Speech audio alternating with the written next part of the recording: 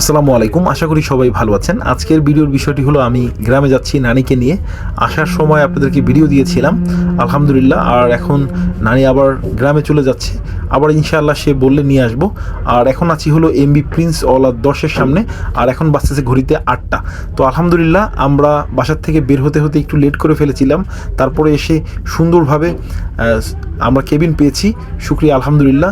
আর এই লঞ্চটার ভিতরে ওঠার পরে আমার যে মাইন্ড সেটা একদম ফ্রেশ হয়ে গিয়েছে, কারণ হলো লঞ্চের ভিতরের ইন্টেরিয়র কাজগুলো একদম সুন্দর পরিপাটিভাবে করা আছে। আর লঞ্চে লিফট থাকার কারণে যেটা বেশি ভালো হয়েছে, কারণ আমার নানির বয়স হলো প্রায় 86 বছর, তো উনি সুন্দরভাবে লিফটে উঠতে পেরেছেন, আর না হলে তো সিঁড়ি বেয়ে উঠতে হতো, অবভিয়াসলি অনেক কষ্ট হতো।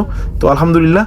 আর সব কিছু মিলিয়ে লঞ্চের যে ইন্টেরিয়র সেটার বিষয় আপনাদেরকে না বললেই না, কারণ হলো নর্মালি আমাদের বাসা বাড়িতে কিন্তু হাইট দিয়ে আমরা 10 ফিট, আর এই লঞ্চের ভিতরে হাইট আছে 10 ফিট, মানে বুঝতেই পারা যাচ্ছে না যে এই লঞ্চের ভিতরে আছি নাকি বাসায় আছি। তো আর এই লঞ্চের প্রত্যেকটা সার্ভিস আমি বলবো এক কথায় অসাধারণ।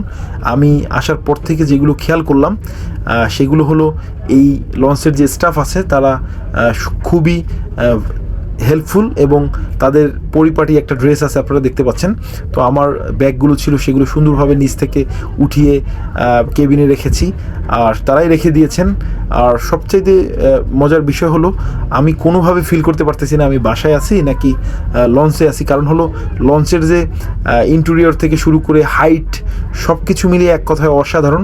কারণ হলো যদি হাইটটা কম থাকে তাহলে যতই ইন্টেরিয়র ভালো হোক আসলে অতটা ভালো লাগে না, কিন্তু এটার হাইটটা বেশি হওয়ার কারণে ফ্রেশ একটা ফিল হয়, কারণ হলো ইন্টেরিয়রটার হাইটটা অনেক বেশি আর ফ্রেশ ইন্টেরিয়র। আর আজকে আমাদের যে কেবিনে উঠেছি আমরা সেই কেবিন হলো এইটা, আর কেবিন নাম্বার হলো 356 দেখতে পাচ্ছেন।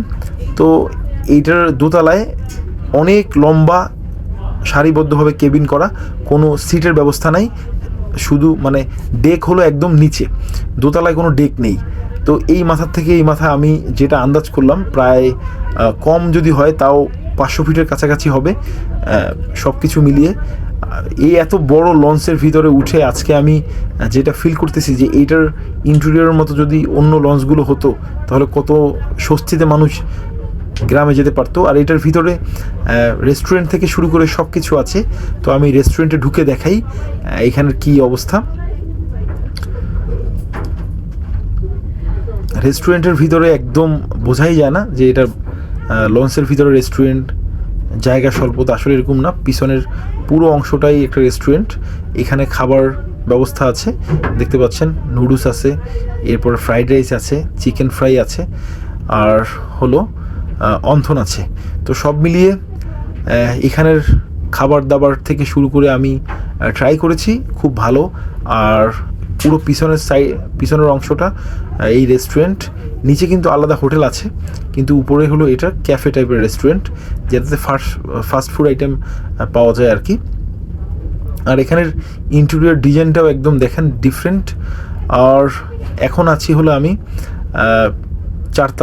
চারতলায় উঠে আসার কারণ হলো তো অনেক মসজিদই আছে যে মানে অনেক লঞ্চে আছে যে মসজিদ থাকে, সেটা অত পরিপাটি থাকে না। তো এইটার মসজিদটাও আলহামদুলিল্লাহ পরিপাটি, একদম ছোট জায়গা, ছোট কিন্তু পরিষ্কার পরিচ্ছন্ন। একসাথে যদি সোজা সিরিয়ায় দাঁড়িয়ে নামাজ পড়ে তাহলে 10 জন নামাজ পড়তে পারে। জায়গা ছোট কিন্তু আলহামদুলিল্লাহ খুব সুন্দর ইন্টেরিয়র।